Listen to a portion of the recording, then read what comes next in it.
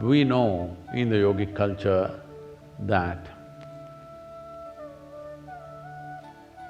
this may sound like an extreme, but I'm sure after maybe 25, 50 years, they'll come to this.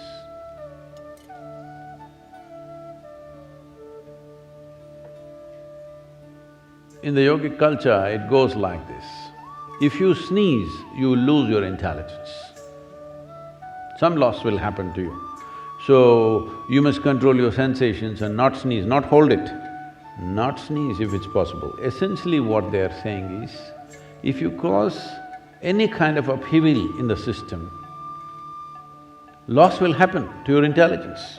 That is, if you are in that kind of life where the sharpness of your intelligence matters that much to you. If you are just doing something, then it doesn't matter, then you won't notice up and down. Is it true that you have just a mild flu and little fever and sneezing, suddenly you start behaving like you're already 75, I'm sorry if I'm insulting anybody, no, we have very young 75-year-old people.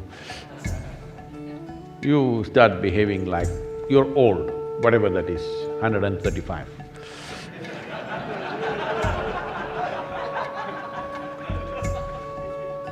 I'm just making sure I don't insult anybody, yeah? Is it true?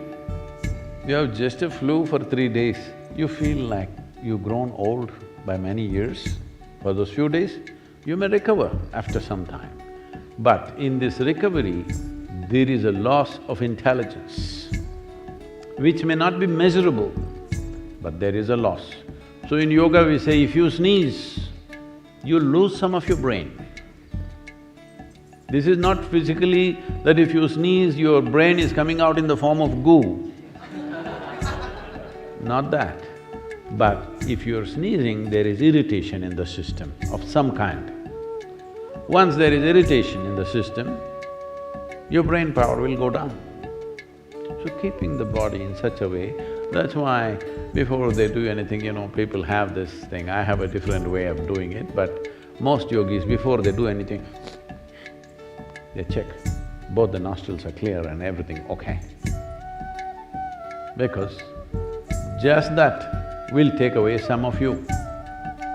If you are wanting to scale the highest peaks, it matters. If you're climbing Mount Everest, even the tiniest grip you get on the rock matters, isn't it? If you're walking here on a paved pathway, people are continuously telling me, Sadhguru, let's put concrete. All this gravel, it hurts. So it's okay. No, yesterday I stumbled. That's very good. Because we very carefully crafted uneven pathways all over Isha Yoga Center. Just now, 3 days ago, again the construction team is saying, Sadhguru, these stone pathways are too troublesome, shall we concrete the whole thing? Just 3 days ago. I have not spoken to them yet. The idea of creating uneven pathways is, there is substantial science about it today, neurological science, that when you walk on uneven pathways, your neurological system and your brain works in a certain way which is very, very beneficial for you. If you walk on paved surfaces, you can walk without attention. That's not good for you at all. You must always walk with full attention. This is very important. Oh, then I cannot relax. That is what I'm telling you. You are misunderstanding laxity as relaxation. And you're misunderstanding attention as tension. Attention is not tension. Attention is the only thing which makes you alive. If you have lost your attention, you have no life, isn't it? Hello?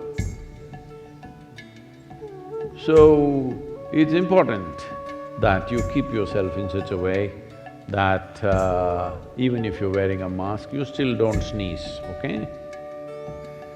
a sneeze builds up. Have you noticed this?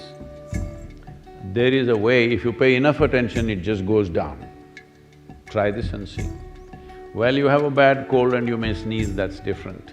But many times small irritations happen, sneeze starts building up. Very rarely that sudden irritation, somebody is blowing snuff in the air, suddenly it'll blow out. Otherwise, most of the time it builds up, it takes 10-20 seconds for it to build up. If you pay enough attention, it'll just go down.